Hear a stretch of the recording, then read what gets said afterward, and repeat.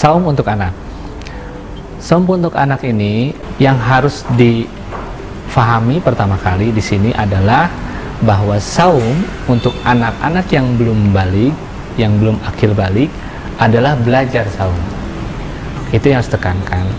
Sehingga tidak usah dipaksakan dia harus sampai maghrib. Namun kalaupun sampai maghrib tidak apa-apa, selama kita memperhatikan hal-hal yang berikut.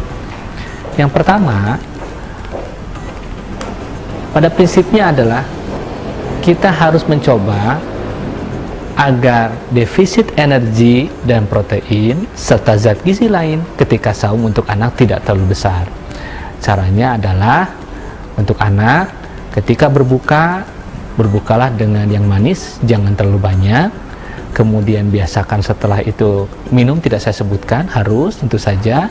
Jadi kalau untuk anak boleh dia mengkonsumsi apapun yang dia suka ketika dia berbuka. Setelah itu ajaklah anak kemudian untuk sholat maghrib terlebih dahulu, barulah setelah itu mengkonsumsi makanan 4 sehat. Kenapa anak juga harus demikian? Karena setelah 14 jam, kalau anak itu betul 14 jam dari subuh sampai maghrib dia tidak mengkonsumsi apapun, maka kita perlu waktu. Maka saluran cerna perlu waktu untuk mempersiapkan berbagai enzim-enzim pencernaan. Oleh sebab itu dianjurkan tidak langsung mengkonsumsi makanan berat setelah berbuka. Berbukalah dengan yang manis dan jangan lupa dengan minum air yang cukup. Setelah itu kemudian sholat maghrib. Setelah sholat maghrib barulah bersama dengan keluarga mengkonsumsi nasi dengan lauk pauknya. Saya ulangi lagi, 4 sehat.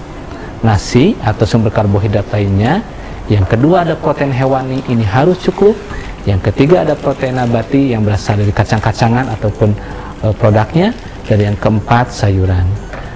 Sangat dianjurkan untuk anak karena dia sedang tumbuh. Sebelum sholat tarawih itu juga sebaiknya diberikan makanan untuk selingan lainnya. Bisa berupa kue, bisa berupa buah-buahan yang manis.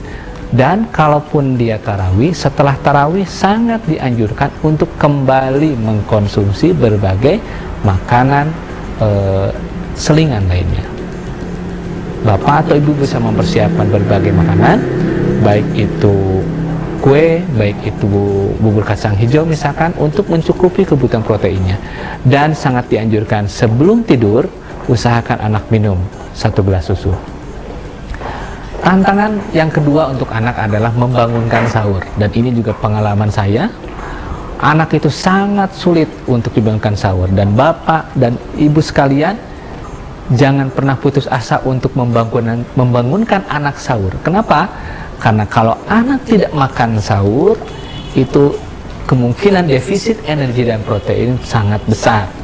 Karena itu usahakan anak bangunkan sahur dengan berbagai cara, tentu saja tidak dengan cara yang keras, apakah dengan dipangku dulu dan sebagainya, itu terserah.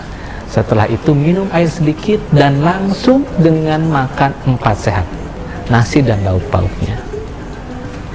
Karena dengan makan 4 sehat, maka lebih terjamin keseimbangan gizinya, semua terpenuhi.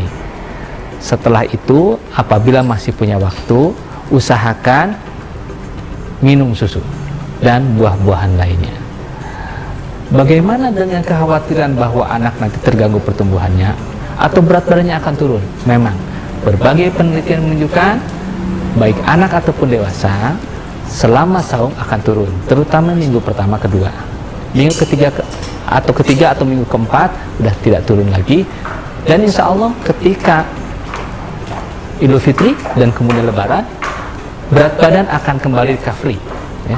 Dalam seminggu atau 2 minggu berat badan akan kembali naik, sehingga juga anak tidak akan terganggu pertumbuhannya. Selama kita harus selalu berusaha, kuncinya adalah mengkonsumsi makanan 4 sehat, dan kemudian sebelum tarawih dan setelah tarawih ditambah dengan makan selingan, dan bangunkan anak untuk makan sahur dengan cara diawali dengan sedikit air dan kemudian makan nasi dan lauk pauknya dan makanan lain. Terima kasih.